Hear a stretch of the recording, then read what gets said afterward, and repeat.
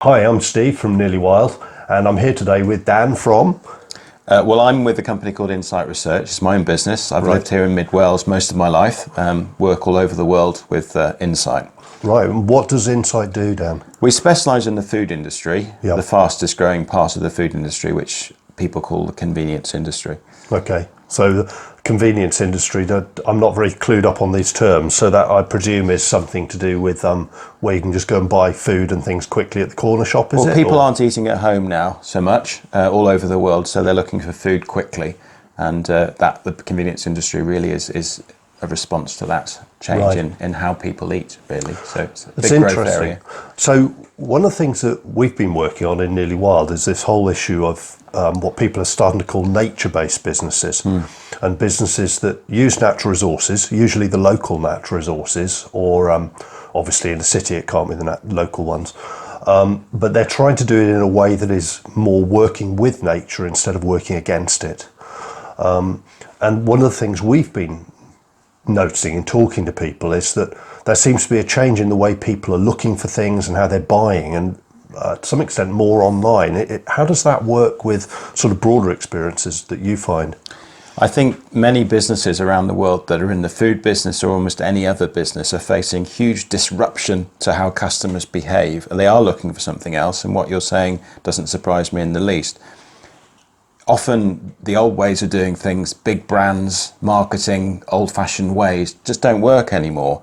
And the younger you go, if you go down to Generation Z, the more that's the case, although it's true across all generations. So all big businesses are completely reevaluating how they market things, number one. Right, that's interesting.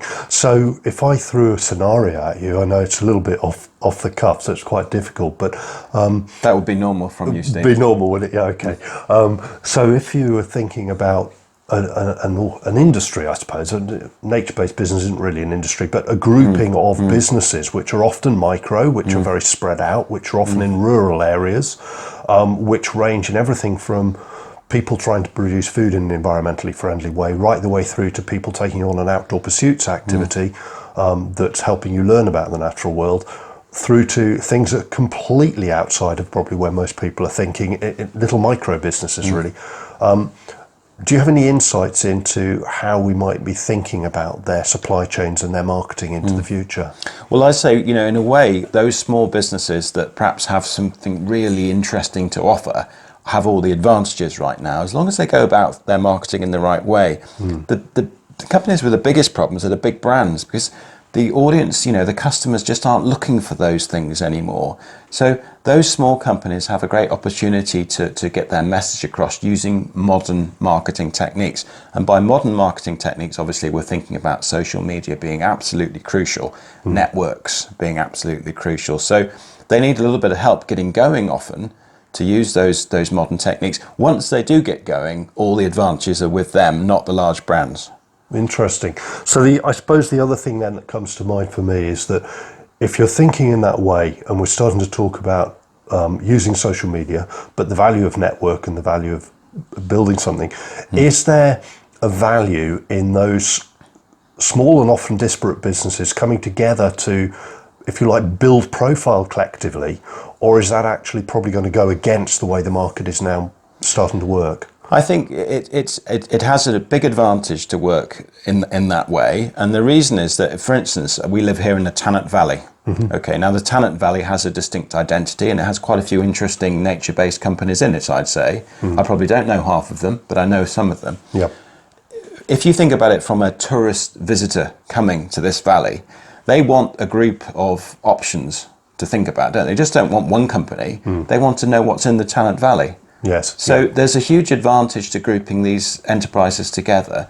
And at the moment, they have no reason to work together, but actually they do, because together they create a destination for the Tanat Valley in tourism, don't they? So I think I think what you say makes a lot of sense from a marketing point of view these days.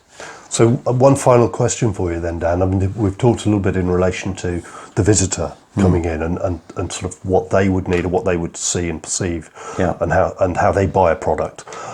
What about the people who already live in and around the area of the Tanat Valley? How would it relate, do you think, to them? I mean, they may be looking for different types of nature-based products, but is the same thing true?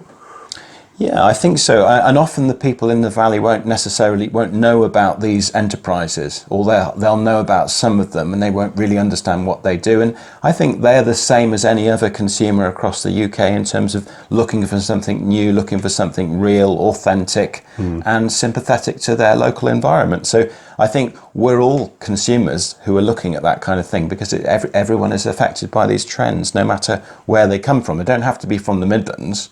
They could be local just as much. Yeah, that's really interesting. Well, thank you very much for that. Some really useful little snippet insights there. I'm hoping we're going to be able to get back with Dan and do a more in-depth discussion around some of these issues and drawing on some of Dan's wider knowledge from across the world in market research. But for today, that's probably all we've got time for. There'll be more details on Dan's business at the bottom of the channel. You can see his link to his website and other information there. Meanwhile, thank you very much for joining us. See you again soon. My pleasure, Thank you, Dan. Dan. Thank you very much for watching. I really hope you enjoyed. If you liked it, subscribe. If you didn't like it, leave a reason in the comments as to why.